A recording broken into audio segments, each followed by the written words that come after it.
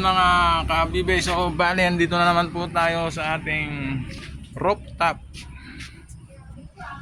Yan. Po tayo sa ating incubator.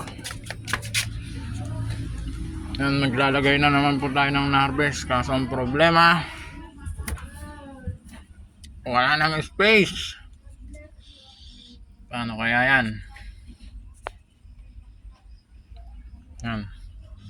Lalagay tayo pero lilinisan muna natin siya bago natin ilagay. Ilipat ko na yung mga natin dyan, mga kabibe, yung mga malapit na mapisa. Ilipat na natin dun sa ating hatcher para mabakan dito ang ating setter. So ayan mga idol,